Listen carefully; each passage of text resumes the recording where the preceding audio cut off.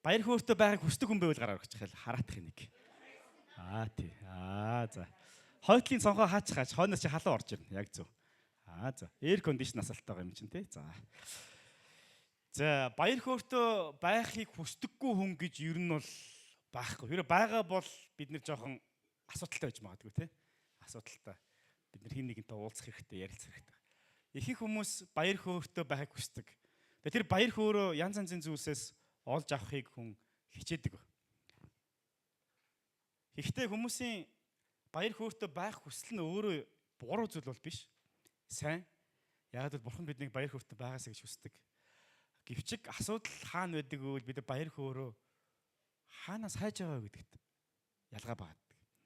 Тэр хүсэж байгаа зүрхсэтгэлийн манд дүүрэх гээд байгаа тэр баяр хөөргийг бид нар хаанаас хайж байгаа? Хүмүүс яагаад гэрэлдэг юм? Тэнд нэг юм байгаа те, нэг баяр хөөр, нэг аз жаргал тийм зүйл байгаа. Хүмүүс яагаад мөнгөтэй болох гэж оролддог юм? Бас нэг шалтгаан байгаа. Хүмүүс яагаад ер нь ажил хийдэг юм? Бас л өөрийн гэсэн шалтгаан байгаа. Хүмүүс яагаад өөрийнхөө хүсэл мөрөөдлийг хөөдөг юм? Тэнд нэг аз жаргал, баяр хөөр гэсэн нэг зүйл байгаа. Тэгээд тэрнгээр зүрхсэтгэлээ дүүргмээр байгаа учраас энэ бүгдийн араас хүмүүс хөөдөг штэ. Гол асуудал нь тэр баяр хөөргийг бид нэр хаанаас хайж, юугаар хорлуулж, бас юугаар дүүргэж байгаа гэдэг нь айгүй олон талын ялгаатай. Библиэлд баяр хөөр, баярал, баяртай бай гэсэн үгнүүд маш олон удаа гардаг. Зарим хүмүүсийн тоосноо 400 гаруй удаа энэ талаараа гардгаа гэж хэлдэг. Өөрөөр хэлэх юм бол Библи бүхэлдээ биднийг яг Бурхан дотор баяр хөөртэй байгаасаа гэж хүсдэг. Христтгэлийн амьдрал гэдэг бол зовлон зүдгүүр, нулимс, уу гашуу, харуусал тийм гутрлын амьдрал ерөөсөө биш.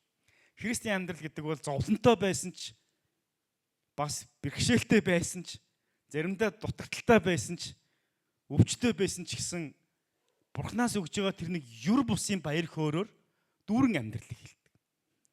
Өөрөөр хэлбэл Бурхан биднийг зовоохын тулд, тарчлаахын тулд өөрийнх нь сайн мэдээг биднэрт өгөөгүй. Бурхан биднэрт баяр хөөргийг тэр сэтгэл хангалуун байдлыг Бурханд өгөхийн тулд бидэнд өөрийнх нь сайн мэдээг өгсөн.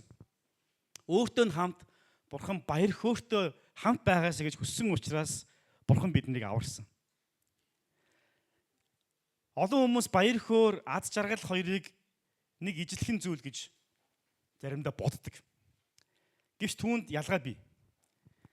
Аз жаргал нь ихэвчлэн ямар нэгэн зүйл дээр тулгуурлаж нөхцөл нэг юм нөхцөлийг бий болгож иж бий болдог. Өөрөөр хэлбэл ямар нэгэн нөхцлөөс хамаарна. Хэн нэгэн хүмүүсээс хамаарна. Ямар нэгэн эд зүйлсээс хамаардаг. Эсвэл ямар нэгэн амжилтаас хамаарж аз жаргалыг хүн авдаг. Тэгээ түүнийгээ азтай буюу байх ёсгүй гэхдээ бий болцсон зүйл гэж үздэг. Гэтэл Бурханы бидэнд хүлээдэг тэр баяр хөөр гэдэг бол тэр баяр баясгал гэдэг бол байх ёстой зүйлсүүдийн маань нэг. Өнөөдөр та өөрийнхөө үйлчлэл, өөрийнхөө гэр бүл, өөрийнхөө ажил хөдөлмөр хийж байгаа зүйлсээс та тэр баяр хөөргийг авч байна уу? Өөрөөр хэлбэл ямар нэгэн азийн талаар энэ чинь ерөөс огт яриаггүй. Байхгүй байжгаад тэгээд нөгөө суглаад нэг нь ингээд нэг суглааны хонжоор таарад ингээд аз. Өөстэй азны юм. Өөрөөр хэлбэл байх ёсгүй, байхгүй тэгээд яаж ижигээд байцсан ямар нэгэн байдлаар. Тэгээд ийм азтай, ийм аз жаргал, тийм азны талаар биш. Байх ёстой. Анхнаасаа бид нар тэгж бүтээгдсэн. Анхнаасаа л бидний эдлэх ёстой. Анхнаасаа л Бурхан бидэнд өгсөн. Анхнаасаа л бидний хэн бэ гэдгийг маань тодорхойлох тэр зүйл. Тэр бол баяр хөөр. Бурхан биднэрт баяр хөөргийг өгөхийг хүсдэг. Гэтэл тэр баяр хөөргийг бид нар азтай гэдэг зүйлээр солих үедээ яах вэ? Юм сайн байвал бид нар аз жаргалтай, юм муухай байвал яах вэ? Азгүй байна да, гунигтай. Гэтэл Бурханы өгдөг баяр хөөр бол нөхцөл байдлаас үл шалтгаалаад бидний дотроос гардаг зүйл. Өөрөөр хэлбэл гадна талд ямар нэгэн зүйл өөрчлөгдсөн учраас биш. Гадна тал ямар нэгэн сайн зүйл болсон учраас биш. Гадна талд нөхцөл байдал шилжсэн учраас биш. Бидний хэн байхаас үл шалтгаалаад бид нар ямар амжилт гаргасан бэ эсвэл ямар амжилтгүй байгаа бэ гэдгээс үл шалтгаалаад өнөөдөр бидний амьдралын байгаа нөхцөл байдлаас үл шалтгаалаад дотроос мань гардаг тэр нэг баяр хөөрийн талаар. Бурхантай харилцах харилцаанаас бий болдог. Энэ хэн нэгэн хүнээс үл шалтгаалдаг. Өөрөөр хэлбэл хэн нэгэн хүн надад муу хандсан учраас байхгүй болчдөг тэр нэг аз жаргалын талаар биш. Хэн нэгэн хүн надад муу хандсан учраас дотор минь харангуулаад алга болчдөг тэр нэг баяр хөөр биш. Харин жинхэнэ Бурханаас ирдэг ямар ч хүн ямар ч нөхцөл байдал дотор бий болж идэг тэр баяр хөөрийн талаар ярьж байгаа. Бурхан үүнийг биднэрт өгсөн. Бид нар Илч Паулын амьдралаас харахтаа ямархуу хэмжээний баяр хөөр вэ гэдгийг бид нар бас харж болдог байна. Илч Паул Филиппо номон дээр маш олон удаа биднэрт баяр хөөртэй бай гэдэг талаар дурдсан байдаг. Филиппо ном нь өөрөө сонирхолтой ном л доо. Филиппо номыг харах юм бол баяр хөөртэй бай, баяртай бай, баярл гэсэн энэ тушаал, энэ үг 17 удаа гардаг. 4 бүлэгтэй богинохоо ном. Гэхдээ 17 удаа гарсан нь яагаад энэ ийм чухал вэ гэдгийг бидэрт их сануулсан ном болдог. Жинхэнэ баяр хөөртэй байх. Тэгвэл жинхэнэ баяр хөөргийг бид нар хаанаас хайх ёстой юм бэ? Заримдаа бидний амьдрал тэр жинхэнэ баяр хөөр байдаггүй юм шиг амьдардаг шүү дээ. Гуниг гутрал, харуусал, уур, бухимдал, игдүүцэл, зэвүүцэл, үс хонзон, маргаан, тэмцэл, сэтгэл хангалуун, бус байдал, өөрийгөө үнэлэхгүй байх, гутран байдал, маш олон сөрөг зүйлсүүд бидний амьдрал байсаар байдаг. Хэрв Филиппо ном үнэхээр баяр хөөрийн талаар бид заадаг юм бол Филиппо ном тэгвэл хэрхэн баяр хөөртэй байх талаар юу заадаг юм болоо? Нэг удаа Есүсийг аян замд явж итэл хажууд нь түүнтэй хамт нэгэн нэлээд баян бас хуульч нэг залуу хурж ирээ Есүсээс асуудаг. Есүс хамгийн анхуу тушаал ер нь юу юм бэ гэж асуудаг. Тэр үед Есүс тэр залууд юу гэж хэлсэн бэ гэхээр Бурхан эзнээ бүх зүрх, бүх сэтгэл, буян хөх оюун ухаанаараа хайрл. Тэгээд юу гэдэг вүлээ? Хөршөөрийн адил хайрл гэж. Есүсийн заасан сургаал дотор нэг сонирхолтой зүйл байнга хамт явж байдаг. Бурхан эзнийг хайрлах, хөршөө хайрлах гэдэг энэ хоёр зүйл яг шувууны хоёр далавчтай адилхан хосоороо байнга ажилтдаг. Хосоороо байнга явж байдаг. Есүс тэр баян залууд хамгийн агуу тушаал буюу хамгийн чухал би итгэж болсон хүнийхээ хувьд дагаж мөрдөх ёстой хамгийн чухал тэр тушаал нь юу вэ гэж асуух үед Есүс юу хэлсэн бэ гэхээр Бурхан эзнийг хайрлах. Амархан юм байна гэж бодож итэл тэр бодол нь дуусаагүй багт нь юу гэсэн бэ гэхээр хөршөө өөрийн адил хайрлаарай гэж хэлдэг. Тэр хэсэг нь аягүй хэцүү. Бурхан эзнийг хайрлахад амархан өргөлөө өгч нь, магтан дуулч нь, залбирч нь нөгөө туг тойрно гэж ярьдаг те. Нөгөө заримдаа гадаадд ингээд байжгаад визний хугацаа дуусах гэдэг тэгэхээр гэс нэг ойрхон хилийн цааталт гарчаа босч орж ирэхийг туг тойрох гэж ярьдаг шүү дээ. Гэс нэг хилээ визээ нэг сараар сонгуулах шаардлагатай үед бол туг тойрох хэрэгтэй болдог. Тэгээд заримдаа бидний амьдралыг юм туг тойрсон амьдралаар амьдардаг.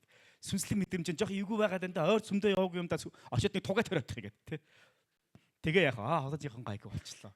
Тэр мэдрэмж. Яг хөө тэгээ аргалаад иж болдог. Гэтэл нөгөө нэг яриад байгаа зүйл нь бас нэг өөр нэг жигүүрийг давхар авч явах хэрэгтэй болдог. Байн хамт явах хэрэгтэй. Тэр нь юу вэ гэхээр бусдыг өөрийн адил хайрлах. Хөршөө өөрийн адил хайрлах. Бүх зүрхээрээ, бүх сэтгэлээрээ, бүх оюун ухаанаараа хайрлах. Тэг яг тийхүү яах вэ гэвэл бусдыг хайрлаарай, хөршөө хайрлаарай гэж хэлдэг. Айгүй хэцүү тушаал.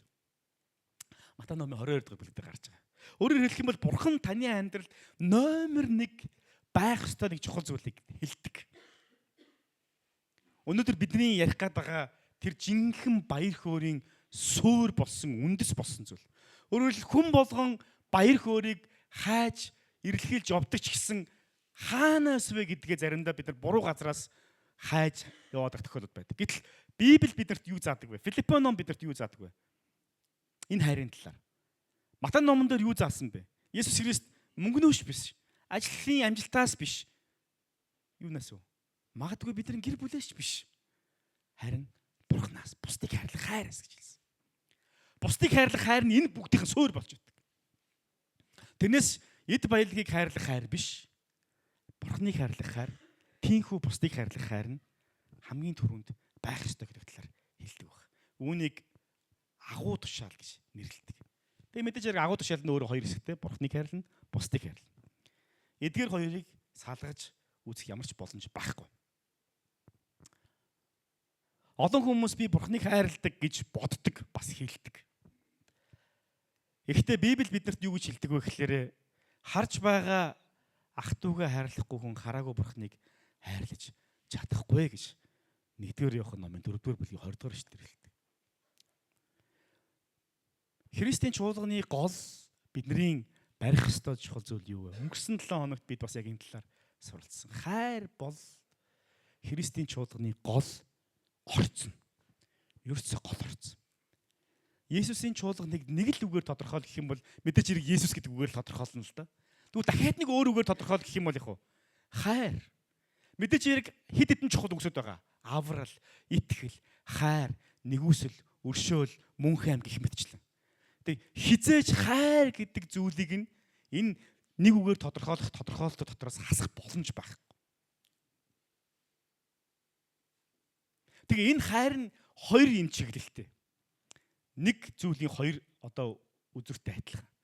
Нэг нь Бурхныг хайрлах хайр. Яг тэр Бурхныг хайрласан хайраараа бусдыг хайрлах хайр гэсэн хоёр чиглэлтэй. Тийм ч учраас Библи өөрөө юу задаг вэ гэхээр харагдж байгаа ах дүүсээ хайрлахгүй бол хараагүй Бурхныг хайрлана гэж гонжин жоо шүү гэж хэлдэг. Гонжин жоо гэж яг юу гэсэн үг юм би сайн мэдэхгүй л те. Гэхдээ бид нар бүгд ойлгож байгаа те. Гонжин жоо.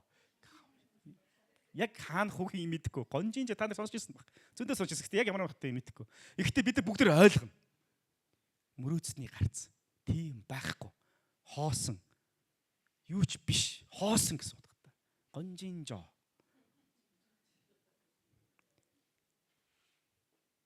Тиймээс би танаас асуумаар байна. Та гэр бүлийнхнийг хайрладаг уу? Амархан асуулт байна. Хайрладаггүй яах вэ?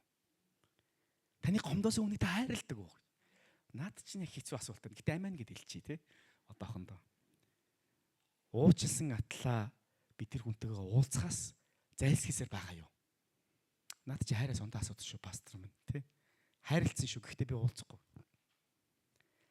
Зарим хүмүүс би уучлсан гэдэг боловч уулзахгүй, ярихгүй, харилцахгүй өмнөөс хойш ямар ч контакт байхгүй гэж боддог. Үүнд хайр Бурхны уучлал нь хаана байгаа гэдгийг бид тодорхойлоход хэцүү. Энэ бол торт. Гэхдээ гоё амт байхгүй, гурил байхгүй. За яг ойлгоё. Одоо сүүлийн үед аалмондын гурил мөрөл гэл янз янзын зүйлээр оролцсон юм байна гэж бодъё. Энэ бол ус. Гэхдээ чиний цангааг тайлахгүй. Тэгвэл юу вэ эн чинь?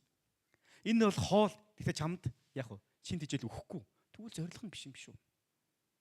Энэ бол хайр. Гэхдээ би чамтай уулзахгүй. Юу гэсэн үг вэ? Хайр гэдэг зүйл бол Бурхны яриад байгаа энэ хайр гэдэг зүйл бол өөрийн гэсэн орс найрлагатай. Тэгээ өөрийн гэсэн үр жимс гарч идэг зүйл. Зөв орс найрлагатай хийх юм бол зөв үр жимс гардаг. Зөв орс найрлагагүй бол зөв үр жимс гардаггүй. Ихтэй олон тохиолдолд хүмүүс энэ хайр, Бурхны баяр хөөр гэдэг зүйлийг өөр зүйлээр орлуулад тэгээд зөв үр жимс гаргахыг оролддог. Ихтэй буруу үр жимс гарсан ч гэсэн it's okay, зэн зүгээр энэ хайр нь байхад л голно. Гэтэл энэ үр жимсээрээ тэр хайрын чанар харагдаж ах ёстой. Хайрын эсрэг зүйл юу вэ? Олон хүмүүс хайрын эсрэг зүйлийг үзен ядалт гэж боддог. Мөн байж болох юм. Гэхдээ ихэнхдээ биднээс гардаг хайргүй байдлын хамгийн том илэрлэл бол хайхрамжгүй байдал байдаг. Хайхрамжгүй. Тоохгүй орхих. Зүгээр л орхих, хай наатах. Өөрөөр хэлэх юм бол үл тоох, зайгаа барих, надад хамаагүй гэх хандлага. Энэ нь Бурхны хайрыг бас тэр бусдыг хайрлах хайрыг яадаг вэ гэхээр асар ихээр гэмтээж идэг. Бас гол байх ёстой найрлагуудах нь алга болсон найрлагуудын нэг. Хайр бол энгийнээр ярих юм бол чамд хамгийн сайн зүйл тохиолдосоо би болосоо л гэсэн агуулга. Хамгийн сайн зүйл би болосоо. Чамтай хамгийн сайн зүйл тохиолдосоо гэж. Тэгэхээр энэ яриад байгаа зүйлийг чинь Библи өөрөө бүхэлдээ зааж байдаг. Тийм учраас бид нар Библийг юу гэж нэрлэдэг вэ гэхээр Библи бол Бурханаас бидэнд ирсэн хайрын загтал гэж нэрлэдэг. Эхнээсээ авахуулаад дуусах хүртэл хэрхэн Израилийн ард түмэн магадгүй буруудч өөрсдийнхээ ард түмний дээр шийтгэлийг хүртэж явахад Бурхны хайр хэрхэн харагдаж байгаа вэ? Египтийн боочлол дотор байх үед, зов зүдэрж байх үед Бурхны хайр хэрхэн харагдсан бэ? Чөлөөлөлтөнд дунд нь Бурхны хайр хэрхэн харагдаж байгаа вэ? Хэн нэгэн хүн намайг үзэн ядаж намайг буруутгаж явах үед тэнд Бурхны хайр хаана байгаа вэ гэж. Өөрөөр хэлэх юм бол хайр гэдэг бол зөвхөн аз жаргалтай баяр хөөртэй тийм сайн сайхан мэдрэмжтэй байх үед яригддаг зүйл биш юм байна. Үзэн ядалт, уур бухимдал, гомдол, цөхрөл хамгийн хүсэхгүй байгаа тэр мэдрэмжүүд дунд одоо энэ дунд юу яригдах ёстой вэ гэхээр нөгөө нэг хайр гэдэг зүйл чинь тодрон гарч иж явах ёстой. Өөрөөр хэлэх юм бол энэ нь ямар нэгэн мэдрэмжээс тусдаа асуудал гэсэн үг. Олон хүмүүс хайрыг мэдрэмжтэй хольж ойлгодог. Сайхан сэтгэл хөдлөөд сайхан мэдрэмж төрөх юм бол хайрлаа хийч. Тий. Сайхан мэдрэмж төрөхгүй бол хайрлахгүй. Тэгээд нэг юм гоё хүсэл эрмэлзэл төрөх юм бол би хайрлж энэ да гэж боддог. Хүсэл эрмэлзэл төрөхгүй байгаад ах юм бол хайрлахаа болчлоо гэж. Бээр дуусчлаа ахаа гэдэг шиг тий. Хайр маань байхгүй болчлоо гэж. Гэтэл хайр гэдэг чинь чухам юу юм? Энэ дэлхийн ертөнцийн бидний яриад байгаа тэр нэг бусдыг хүсэх тэр хүсэл тачаалыг хэлээд байгаа юм уу?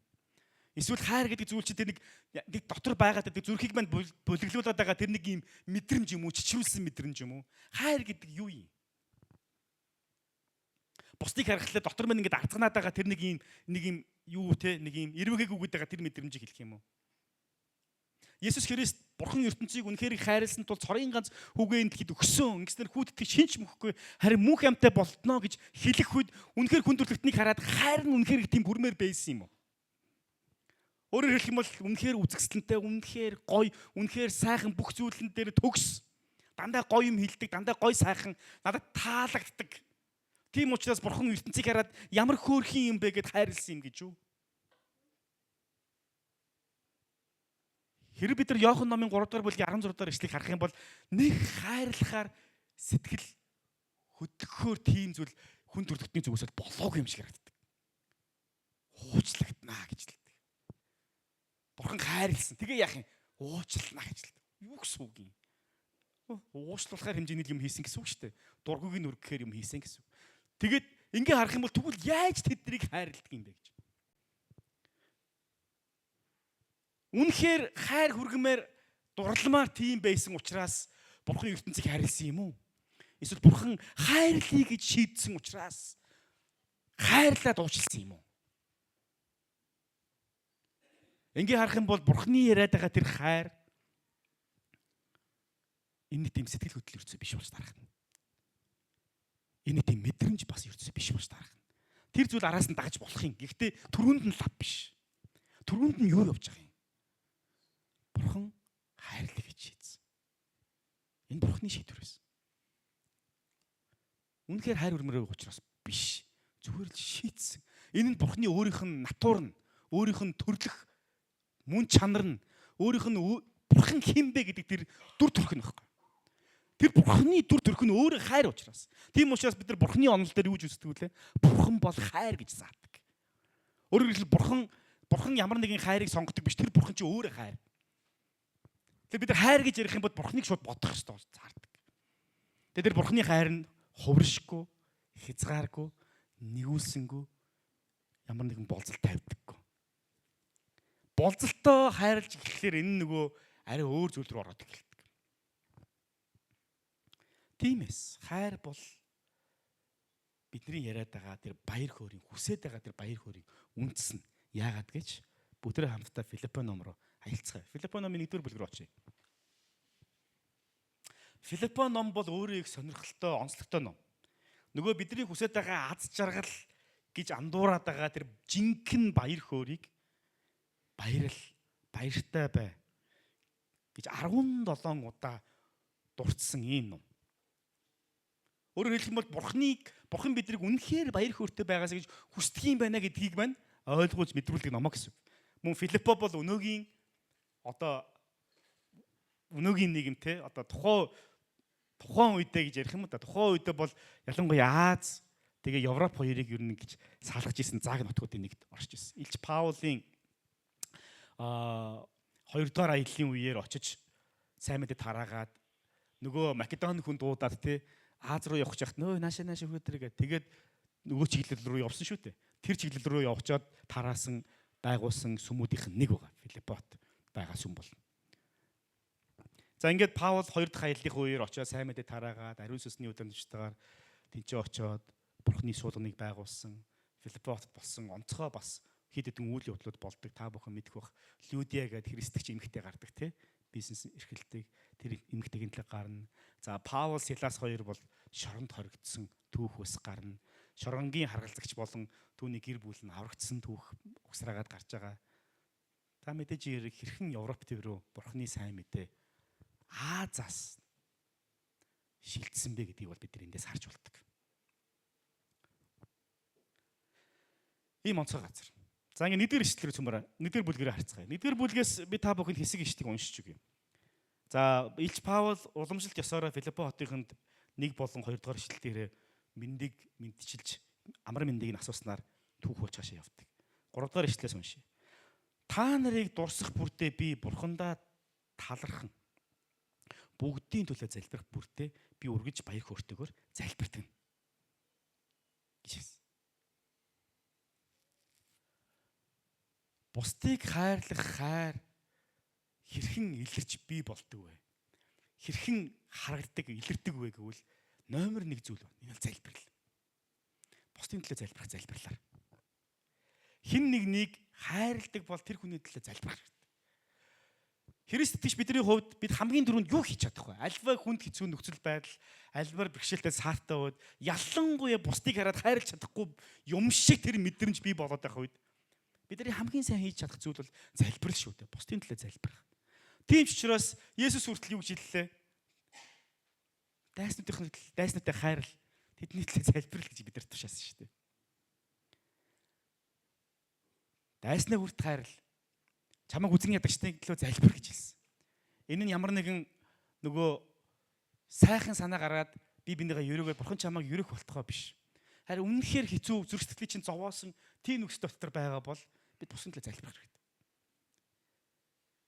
Окей, за би залбирая. Бурхан минь тэр хүнд ойлгуулж өгөөч. Хохин. Тэр хүн ямар муу юм хийсэн бэ гэдгийг та ойлгуулж мэдрүүлээрэй. Бараг шийтгэлээ одоо болох чаач гэж тийм. Хэсэг хугацааны өмнө би нэг хүнтэй уулзаад ярьжсэн чинь надаас нэг юм асуусан. Пастор нэг юм асууя. Манай цуглааны хүн биш шүү за. Амар их бусад муу юм хийсэн хүнийг би мэднэ. Тэр хүнд бурхан шудраг хандаасаа гэж би бодож байна гэж хэлсэн. Санаа нь юу вэ гэвэл шудраг хандна гэдэг чинь юу гэсэн үг юм? Шидгээ хайчаасаа гэсэн үг шүү дээ, тий. Тэгээ би юу гэсэн бэл бурхан тийм ээ, бурхан бол шудраг. Гэхдээ бидний бодож байгаа хүсэж байгаа тэр нэг шудрагын үр дүн, бурханы хүсэж байгаа шудрагын үр дүн хоёр жаахан ялгаатай. Бурхан шудраг учраас Иесус Христийг гинтлээр илгээгээд аль хэдийн шийтгцэн. Тэгээ пастра яах юм бэ? Тийм үү хүн бурханаар уучлагдчих болж байгаа юм уу? Тийм үү хүн бурханаас уучлагдчихлаа чи яах юм бэ? Эн чинь шудраг биш вэ штэ. Эвээ юу ч хэлсэн гэж. Харин тийм ээ. Өстө мухаа байна. Гэтэ одоо тэр хүний чинь нүгэл, миний нүгэл, чиний нүгэл гурав яг л адилхан л бурханы өмнө харагдаад байна штэ. Яагаад? Библиэлд ах дүүсээ тэнэг гэж хэлэхэд хангалттай тамд унах нүгэл хийсэнтэй адилхан гэж хэлсэн. Өөрөөр хэлбэл тэнд 1000 хүн алсан байна уу? Нэг удаа ах дүүсээ тэнэг гэж хэлсэн байна. Энэ хоёрын хооронд бурханы өмнө бол ялгаа байхгүй. Хар бол хар гүйцээ. Хүн бид нар юу гэж боддог вэ гэхээр жоохон хар их хар гэж боддог. Жоохон нүгэл их нүгэл. Жоохон гим нүгэл их нүгэл. Тэгээд энэний нүгэл арай бага, тэрний нүгэл арай их гэж. Тэгээ энэ ойлголтоос болоод ямар ийм христчнийн дунд яриа бий болсон бэ гэхээр бохирдлын зэрэг ихтэй багтаа гэдэг яриа гараад ирсэн те. Энэ хүн бохирдлын зэрэг арай их, энэ хүн бохирдлын зэрэг арай бага. Гэтэл бурхны нүдэнд бол яг бүгд л бохирдол шүү дээ. Бохир бол яг бохир гүйцээ. Хоолн дотор нэг ширхэг хулган байна уу? 10 ширхэг хулган байна уу? Ялгаа байхгүй. Та идэхгүй л үсттэй. Нэг л хулгантай юм байна аваад хайчи. Нэг л жом орсон юм байна аваад хайчи. Тэгээд үлдсэнийг яах вэ? Энэ 10 жомтой учраас арай илүү бохир юм байна. Тийм учраас энийг би идэхгүй. Тэхгүй. Бохир бол бохир. Бид амаараа давуулахгүй. Бурхны өмнө нүгэл гэдэг бол их багын асуудал ерцөө биш. Ягаад гэвэл нүгэл нь өөрөө хангалттай Сериосны гэж бид нар ярьдаг те. Хангалттай муу.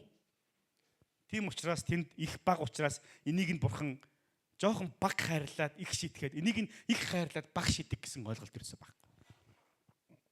Есүс бидэнд юу заасан бэ? Дайсны хайрал та нарыг үдийн ядагчдын төлөө залбир гэж хэлсэн. Хэн нэгний төлөө үнэн сэтгэлээсээ залбирч эхлэх нь хэцүү ч гэсэн тэр зүйлсүүдийг даван туулж уучлж жинхэнэ хайрын үр дагаврыг хүртэж түүнээс ирэх баяр хөөргийг амсах боломжтой болдог. Үл уучлал гэдэг бол гашуун үндэстэй адилхан гэж Библи бидэнд заасан. Гашуун үндэс гэдэг бол яг ходоодны өвчтэй адилхан. Өөрөөр хэлбэл бидний дотроос нь биднийг цоолж идэг. Дотроос нь биднийг идэж идэг. Дотроос нь биднийг гэмтэж идэг. Тэгээд тэрнээсээ болж бид яах вэ? Амнаас алдна.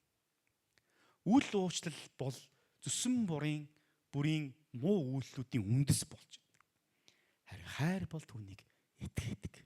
Бурхан биднийг баяр хөөртэй амьдралаар амьдраасаа гэж хүсдэг. Яаж? Цалингаа нэмснээр үү?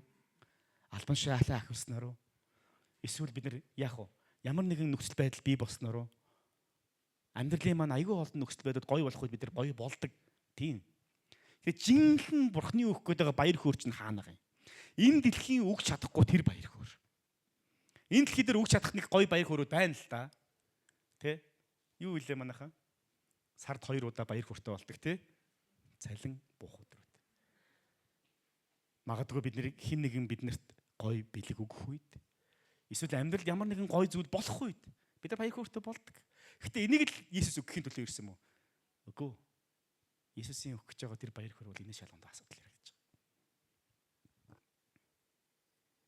Тэр баяр хөөргийг бид түр хэрхэн авах юм? Бусдын төлөө залбир. Ялангуяа таны дургүй хүмүүсийн төлөө залбир. Тэнд жинхэнэ хайр, жинхэнэ уучлал, жинхэнэ өршөөл, жинхэнэ нөхөрлөл, тэгээ тэндээс ирэх жинхэнэ баяр хөөр байна. Хизээж урд нь амсаж байгаагүй тэр баяр хөөр бусдыг уучлах үед, бусдаа хайраар нэгдэх үед бий болдог. Саяны Филиппо номын 1-р бүлгийн 9-р эшлэлээс нэг ийм хэрэг гардаг. Хайр чинь мэдлэг ба бүх хэрсүү ухаанаар улам бүр бэлхэх болтугай гэж би залбирдаг гэж хэлсэн. Илж Паул Филиппо хотын нийтэд залбирахдаа энэ нэг ёстой хэдийн юмнууд те яадаггүй ингэдэггүй гэж юус тэгээгүй. Эзэн дотор хөгжөөсөө, өсөөсөө, дэлгэрээсээ, бэлхаасаа гэдгийн төлөө залбирдаг гэж хэлсэн. Бурхныг хайрлах хайр, бусдыг хайрлах хайр нь өсөх хэрэгтэй. Бурхан шудраг учраас энэ хүнийг шитгэх болтугай гэх. Есүсийн хоёр дагалдагч гэдэг те. Есүс тэр үрж ирээд энэ хот биднийг юусо хүлээж авахгүй. Харин тийм ээ дараагийн хот руу хүүл энэ дээр аянга буулгаа хийчих бурхан минь. Одоо яг нүдэн дээр нь аянга буулгаад шатагаа хийчих. Шитгэ хийчих. Юу вэ? Хүч байна. Бурхан шудраг. Хийсэн юм хайрыг хүртэж байгааг хүртэж шатагаа хийчих одоо. Гэтэл Есүс юу гэдүүлээ? Үгүй ээ л гэж. Тэрнээс хойш аянгийн хүүгүүдэд нэртэй болсон тий. Бурхан биднийг хангалттай төвчдөг бурхан.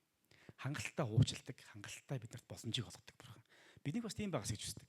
Тэгээ зүгээр ч тийм байх биш. Тэднийхэн төлөө залбираад хайр дотор улам илүү өсөж хөгжөөсө гэдгийн төлөө залбирахыг бид нар сануулдаг байна. Заримдаа бидний хайр гэж бодож байгаа зүйл хайр биш байх тохиолдлууд байна. Хайр гэдэг зүйл бол бусдыг ашиглахыг хэлдэггүй. Бусдыг мүлжихийг хэлдэггүй. Хайр гэдэг зүйл бол ариун байдлыг хамгаалдаг. Ялангуяа залуучууд. Гэр бүл болох гэж байгаа залуучууд хайр гэдэг бол шийдвэр. Тэгээ түүндээ өөрийгөө зориултыг хэлдэг. Хайртай дуртай гэж суусныхын дараа жоохон хар бараан талыг хараад ирэхлээр хайр нь байхгүй болсон юм шиг мэдрэмжийг аваад байдаг. Хэрэг та мэдрэмжэн дээрээ суурилж суусан бол нэрээ тийм. Хэцүүлэлтэй наад мэдрэмж чинь дандаа хамт байхгүй. Магадгүй хизээж босч ирэхгүйгээр явчих магадгүй. Гэтэл Бурхны биднэр заагаад байгаа тэр жинхэнэ хайр нь юу вэ? Шийдвэр шийд. Амлалт, шийдвэр зориулалт. Чин сэтгэл, үнэнч байдал. Хэрэг мэдрэмжэн дээр өнөөдөр гой сэтгэл төрүүлж ирсэн зүйл маргааш нь байхгүй болчих юм бол Яг бид нар дурлал гэж нэрлэж болох юм да тий. Дурлал явж идэн дурлалын булчирхаан зөндөө өгдөг тий. Дурлал явж шүү тий. Зүгээр яг дурлаа явж лээ. Нэг өдөр би хүлбэн мөг дуртай болсон, маргааш сагсан дуртай болсон, нэг өдөр тэр охин дуртай болсон, нэг өдөр тэр банд дуртай болсон гэл хүмүүс явж лээд шүү дээ. Яг хөө. Гэтэл биднийг бурхан юунд уриалдаг вэ гэвэл хайранд, жинхэнэ хайранд уриалдаг. Энэ жинхэнэ хайр бол бидний нөгөө хүссээд байгаа баяр хөөргийг чинь яг суур нөх нь шүү дээ. Суур. Хайр хэрхэн бас илэрдэг вэ? Залбирлаар илэрдэг. Хоёрдугаарт нь түрүүний цөмөрөө уншижсэн бүлгээ 6 дахь эшлэгийг цааш нь уншия. Та нарт сайн үйлийг эхлүүлсэн тэрээр үүнийгээ Христ Есүсийн өдрийг хүртэл төгс болгоно гэдэгт би бат итгэж байна гэж хэлсэн. Хоёр дахь чухал хайр илэрдэг чухал зүйл бол урамшуулал. Бусдыг урамшуулах. Бусдыг урамшуулах. Санаа зовлтгүй. Бурхан та нарын дотор эхлүүлсэн тэр ажлаа төгсөөр дуусгах гэж би итгэж байна. Амен. Яг амьдралын дараалал ивэдэ яантаа л гэж бодогдмаа. Ихтэй урамшуулж байгаа. Яагаад гэвэл бодит байдал яг тэр бага нөхцөл байдлаас илүүтэйгээр бурхан дотор хэн бэ? Бурхан тэр хүнийг хэрхэн харж байгаа вэ гэдэг нь айгүй чухал багтдаг. Өөрөөр хэлэх юм бол Паул хүмүүсийг юу гэж урамшуулдаг байсан бэ гэхээр та нарын дотор ихлүүлсэн сайн үйлсийг Христ Есүсийн өдрийг хүртэл буюу төгсгөлийн өдрийг хүртэл бурхан төгс болгоно гэдэгт би итгэж байгаа шүү. Чи өнөөдөр алдчихэв үү? Алдчихэв. Өнөөдөр унсан уу? Унсан. Тэгээ зүгээр бос. Яагаад гэвэл бурхан өөрийнхөө ихлүүлсэн ажлыг төгс болгоно. Санаа зовлтгүй. Бурхан өдрөөс өдөрт өөрчлөсөөр байгаа. Өнөөдөр чи чадахгүй байна уу? Чадахгүй байна. За, дахиад хийгээд үзье. Өөрөөр хэлэх юм бол өнөөдөр тэр хүний хийсэн алдаа, өнөөдөр тэр хүний байгаа байдлаас илүүтэйгээр бурхан доторх боломж, потенциал, ирээдүйд бурхан тэр хүнийг ямар байлгаасаа гэж хүсэж байгаа, бурханы дотор тэр хүний дотор ажиллаж байгаа тэр бурханы хүч чадлыг харахтаа бурханы нүдээр тэр хүнийг хараад одоо хэлж байгаа. Чи өнөөдөр ийм байна. Чи угаасаа л ийм л амтан л та биш. Бурхан чамайг ингэж харж байгаа шүү. Бурханы нүдээр тэр хүнийг харж, бурханы нүдээр би бинийг харж хандна гэдэг бол чухал. Бусдыг бурханы нүдээр харах нь бид бусдыг урамшуулахад маш их хэрэгтэй байдаг. Үндсэн шалтгаан болж байна. Өнөөдөр хэрхэн харагдаж байгаагаар нь бус, харин Христ дотор тэр хүн хэн бэ гэдгээр нь бид нар харах тийм нүдний шилийг зөөх хэрэгтэй. Христ итгэгчнэр Христ итгэгчнэрийн нүдний шил ямархуу нүдний шил байдаг вэ? Хүн бүрийг асуудалтай хүн гэж биш, харин бурханд өрөөгдөж, бурхан хайрлаж, бурхан дотор өөрчлөгдөж яваа хүн гэж хардаг. Энэ бол биднийг бусдыг харах харааг байна яг. Өөрчлөх ёстой нүдний шил. Эфес номын 4-р бүлгийн 29-р эшлэлээр амнаас чинь ямар ч ялзарсан үг бүү гараг. Харин хэрэгтэй үед нь бусдыг босгон байгуулах тусдаа үг хэл. Тэгвэл энэ нь сонсож буй хүнд нэгүсэл өгнө гэж хэлсэн. Одоо хэдүүл өөрсдийнхөө үг хэсгийг ботцгоо. Сүүлийн 7 хоног, магадгүй сүүлийн 2, 3, 24 цагийн дотор миний амнаас ямар үг гарсан бэ? Би өөр хүүхдтэй хандаад, би гэр бүлтэй хандаад, ах トゥ нартай хандаад, бид найз нөхдөдтэй хандаад миний амнаас ямар үг гарсан бэ? Бусдыг босон байгуулах үг гарсан уу? Эсвэл бусдыг унгаах үг гарсан уу? 3 төрлийн хүн байдаг. Тэр 3 төрлийн хүмүүсийн нэгдүгээр төрөл нь бусдыг урамшуулдаг хүмүүс. Баян бусдыг урамшуулдаг. Унах үед нь зүгээрээ босоод хамт алхъя. Одоо чи хийгээд үз. Нэг төрлийн үг нь болохоор бусдыг байнга яг урмыг нь хугалж идэх хүмүүс. Урмыг нь хугалдаг. Чи чадахгүй. Чи тэхгүй. 3 дахь төрлийн үг нь болохоор амьгүй алхах гэсэн гэж нэрлэж байгаа. Нэг кино байгаа тийм walk in deeds гэдэг үл юу лээ? Death гэдэг ч лөө. Алхаж буй хөтлүүд гэд нэрлэлчихэд байт юм л да. Тэр нэг урамшуулдагчгүй. Яг урмыг хугалдагчгүй. Хамаагүй зүгээр. Энтэй чамтаа ч юу ярихгүй, юу ч ярихгүй, чамтаа ч харьцахгүй ингээд байж ингээд зүгээр би өөрөө очроо олоод байж гэсэн тийм л. Юм ярих юм бол чамайг урмын шугалчих гэдэг хэрэг. Бурхан биднийг ямар байхыг хүсдэг вэ? Бидний бусдыг урамшуулагч нар байхаас хүсэж шүү дээ. Зориудар. Ягаад гэвэл бид нар зориудар үүнийг хийж шийдвэр гаргаж хийхгүй бол цаанаасаа ингээд гарыг ихлээр заримдаа үнэхээр хүмүүсийн байгаа байдлыг харахаар урам үг орж ирэхгүй байгаа тохиолдол байна. Бид нар нүдний шилээ өөрчлөх хэрэгтэй болдог. Бурхан энэ хүнийг яаж харж байгаа болоо. За энэ үед. За энэ хүн ингээд алдчихлаа. Энэ хүн ийм асуудал гаргачлаа. За тийм байна. Ямар муу хүн бэ? За тийм ээ. За ямар муу хүн бэ? За одоо тэгвэл энэ тохиол Бурхан энэ хүнийг яаж харж байгаа вэ? Бид нар тэгээ тэрийг яаж харах юм? Библиэс л харна шүү дээ, тий? Библи биднэрт тэр хүнийг яаж харах вэ гэдгийг маань зааж өгдөг. Бурхан дотор ямар үнцэнтэй вэ? Ямар үзэсгэлэнтэй вэ? Бурхан дотор ямар их нэгүслийг хүлээж авсан бэ? Ямар их Бурханы хайраар хайрлагдсан юм бэ гэдгийг маань Библи өөрөө зааж өгдөг. Тийм учраас бусдыг урамшуулж, ятгаж, зоригжуулж, урам хайрлах хэрэгтэй. Бенджамин Вест гэдэг нэртэй алдарт зураач байдаг. Энэ хүн юугаараа алдартай вэ гэхээр Английн 3 дугаар Жорж хааны хувийн зураач гэдгээрээ алдартай. Тэгээ тэр хүнээс нэг удаа хүн асууж юм л дээ. Та яаж ийм алдартай зураач болсон бэ гэж хэлэхэд мань хүн хариуд нь ээжийн минь үнсэлтээс болж би ийм зураач болсон юм аа гэж хэлсэн. Тэг гайхаад ээж чинь үнсэлт имижтэй үнсэлттэй тийм үнсэн гутал зураач болоод тийм би нэг үнсүүлчихье гэмээр те. Түүхийн тэр хэлсэн үгний ардл түүх байгаа. Тэр түүх нь юу гэхээр нэг өдөр Бенджамин гэрээ бүр ингээд өрөөгөө бүр амар их заваар болоод бүр өстө зураг зурж байгаа юм байна л да. Тэгээ амар заваар хаасаагүй бодог болгоод хаасаагүй хамаг юм заваар болсон. Авахыг аргагүй болоо. Ээж нь гаднаас нь ороод ирсэн. Хүүч нөхцөл байдлаа харсан, сандарсан. Тэр үед нээж нь хэлснээр чи ямар гой зураа вэ гэдээ үнссэн. Тэр үнсэлт, тэр урам зориг мань хүнийг алдартай зураач болоход нөлөөсөн гэж өөрөө хэлсэн. Бичүүлдээсэн мэт.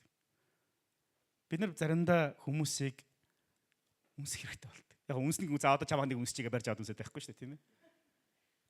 Юу гэж урамшуулахын талаар яаж байгаа. Бид бусдыг хэр зэрэг урамшуулдаг хүмүүс юм. Бид бусдыг урамшуулах үед, бусдыг зоригжуулах үед Христээр тэр хүнийг урам зоригоор тэтгэх үед тэнд яах вэ? Цэцгэлэлт, хөгжилт, өөрчлөлт бий болж идэг.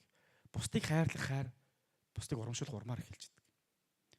Нэрээ заримдаа бусдыг урамшуулах үг байхгүй дугаа байсан дээр.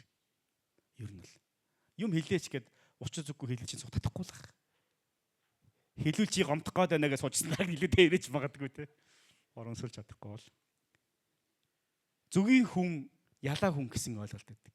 Зүгийн төрлийн хүмүүс яадаг вэ гэхээр цэцэг хайж явдаг.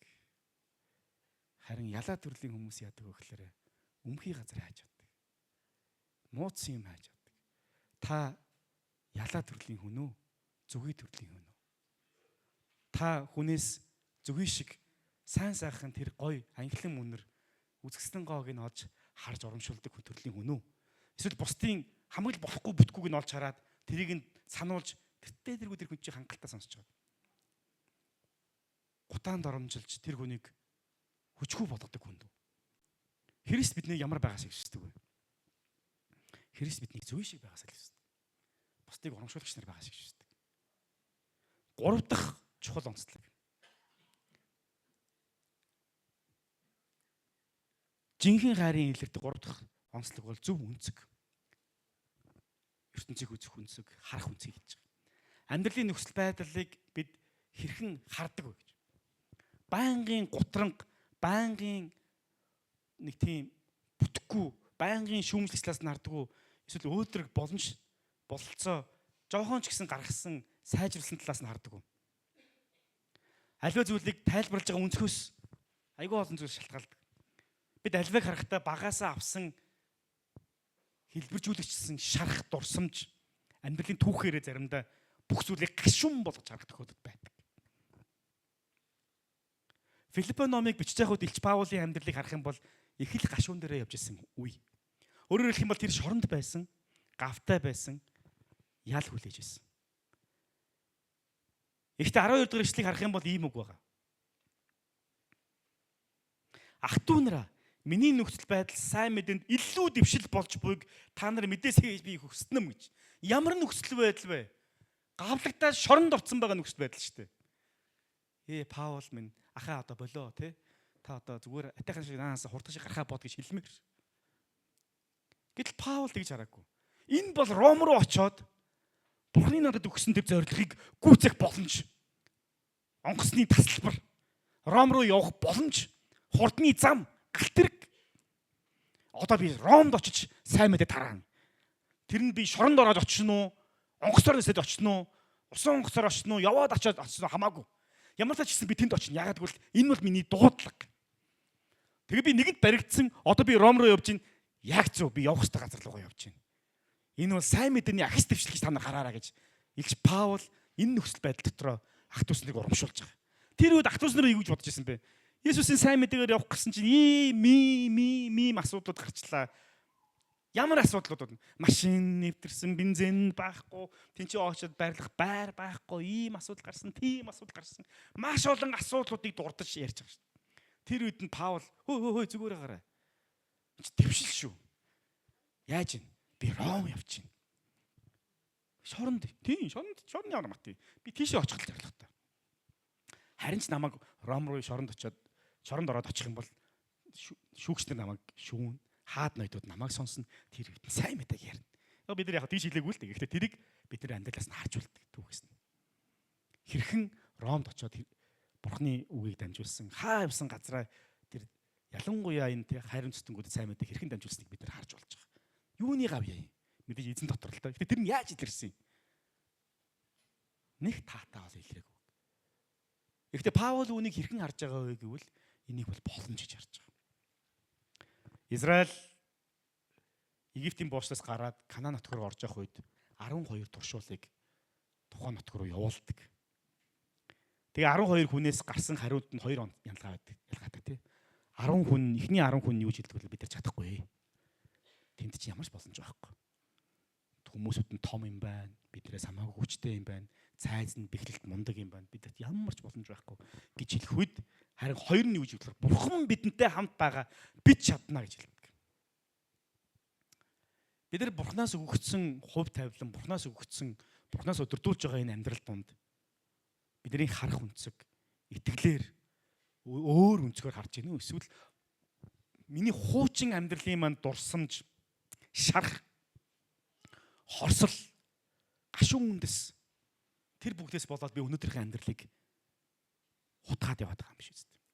Мэдээж хэрэг бид нар хуучин амьдрал руугаа очиод тэр хуучин бүх юмыг өөрчилж чадахгүй. Гэхдээ бид түүнийг хараагаа өөрчилснээр ирээдүйд маргааш болох олон зүйлсүүдийг бид нар өөрчилж чадна шүү дээ. Би юмыг сайнаар харлаа гэд юу өөрчлөх юм? Тийм юу ч өөрчлөхгүй өнгөрсөн амьдрал чинь. Гэхдээ ирээдүйд чинь маш олон зүйл өөрчлөгдөж байна. Эзэн итгэл найдар, уучлал, хайр дотор ирээдүйд маш олон зүйлийг өөрчилдөг. Хэрэг бид хуучинтайгаа л зууралдаад, хуучингаа л яриад, хуучин шархаа яриад, гашуураал цээжинд гашуур гэдэг шиг те. Гашуураал байгаад их юм бол тэрэн дотор идэгцсээр байгаад бид цоороод дуусна.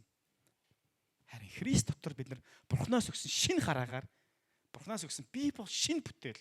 Хуучин юмс нь өнгөрөн одчээ харагтун шинэ болсон байна. Тийм учраас артхаа мартаж уудах зүйлс рүүгээ би тэмүүлэн амьдрья гэсэн энэ хараа бидэрт байх ёстой байхгүй. Энэ хараа бидэрт байх ёстой. Энэ үнцэг бидэрт байх ёстой. Энэ үнцгөөр бид нэр өөрсдийнхөө амьдралыг эзэн дотор итгэл дотор харах ёстой. Бурхан биднийг сайн сайхны төлөө ашиглахаар сайн сайхны төлөө бүтээсэн. Бурхан биднийг баяр хөөрийн төлөө бүтээсэн. Жинхэнэ баяр хөөр. Жинхэнэ баяр хөөр бол Бурханы хайран дээр үндэслэж тэндээс цэцэг болон гардаг үр жимс. Энэ бол үр жимс нь. Тэр үр жимсийг та идэ гэж бодож байгаад эхлээд үрийн суулгах ёстой. Тэр нь юу юм? Хайр, уучлал, нэгүсэл, өршөөл, жинхэнэ үнэн байдал. Тэр хайр хэрхэн илэрдэг юм? Бидний хандлагаар, бидний харах өнцгөр илэрч идэг. Бид нэр яг бусдад урамшуулах, бусдыг урамшуулан зоригжуулахаар илэрч идэг. Жинхэнэ хайр нь жинхэнэ уучлалаар яг илэрч байдаг. Тиймээс ах トゥ уснараа та өнөөдөр энэ газарт бүгдээрээ л баяр хөөртэй Бурханаас ирсэн тэр өрөөлийг хүртий, сайхан бай гэж бодож л байгаа бах. Таны тэр хайж байгаа зүйл чинь баяр хөөр чинь мөнгнөөс, нэр алдраас, амьдралын бий болгосон нөхцөл байдлуудаас, карьераас чинь ирнэ гэж бодож хайж гэнэ үү? Заримдаа бид тэгж бодохгүй ч гэсэн өөрийн ирэхгүй тийм нөхцөл байдал руу явж байгаа тохиолдол байдаг. Жинхэнэ Бурхны үгдэг баяр хөөр хаанаас ирдэг вэ? Бурхны хайраас ирж байгаа. Хайрын үр жимс бол баяр хөөр. Баяр хөөртэй амьдрах гэж бодож байвал эхлээд яах вэ? үрээ тарь, усал, ургуул. Тэгээд тэр баяр хөөр амьдрал чинь бий болно. Бусдыг урамшуул, бусдын төлөө залбир, харах өнцгөө өөрчил, бурханд итэг. Тэгээд баяр хөөр ирнэ. Филиппо номын 1-р бүлгийн 21-р ишлэлээр би энэ номлолыг дуусгамаар байна. Миний хувьд амьдрах нь Христ, үхэх нь ололт юм а гэж хэлсэн. Паулийн үгийг чин сэтгэлээсээ хэлж чадах тэр итгэл үнэшил биднэрт байх хэрэгтэй. Тэгэх юм бол биднэрт амьдрал тохиолж байгаа олон бэрхшээл садуудыг бид нар хайр дотор миний хувьд амьдрах нь Христ, үхэх нь ололт. Эцэг мөч хүртлээ Христийн зарчмаар би амьдрнаа л гэсэн сонголт шүү дээ. Эзэн дотор баяр хөөртэй амьдрцгаая гэж уриалмаар. Амен. Хамтдаа залбирцгаая.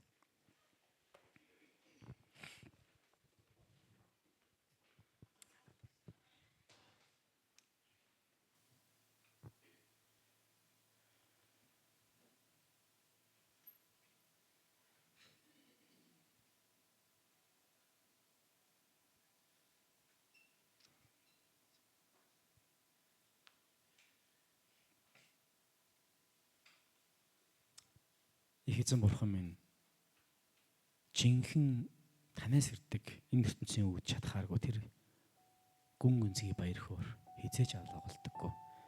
Тэр баяр хөөргийг хүлээн авч бид өөрсдийнхээ амьдрал дээр болоод үйлчлэл дээр, итгэлийн амьдрал дээр ээж тэр, гэр бүлийн амьдрал дээр ээж тэр. Бид нар өөрсдийн ажил хөдөлмөр болоод найз нөхдөдийнхээ харилцаанд ааж тэр. Танаас ирэх тэр жинхэнэ баяр хөөргийг хүртэхийн тулд тэр баяр хөөрийн үндсийг суйрлуулж үрийг тарихад та бидэнд туслаач. Хамгийн агуу тушаал нь бурхан эцэг таныг хайрлах болоод хөршөө өөрийн адил хайрлах юм аа гэж та өөрөө хэлсэн. Бид үнэхээр таныг хайрлахын тулд нүдэнд харагдахгүй байгаа таныг хайрлахын тулд нүдэнд харагдаж байгаа хамт нөхдөд хайрлахад та бидэнд туслаач. Тэдний төлөө сайн сайхнаар залбирахад та туслаач. Тэднийг урамшуулахад та туслаач. Тэдний талаар харах харааг минь та бас өөрчилж өгөөч. Тэгээд таны хайрыг танд гүйцээж таны жинхэнэ баяр хөөр болохыг хүсэж байна гэсэн. Халелуя. Бидний хараа, бидний үг хэлээрээ бидний залбирлыг та өөрчилж өгөөрэй. Есүсийн нэрээр залбирч байна. Амен. За суулаасаа босоод эзэнд нэг багтан дугаар эзэн хэлцгээе.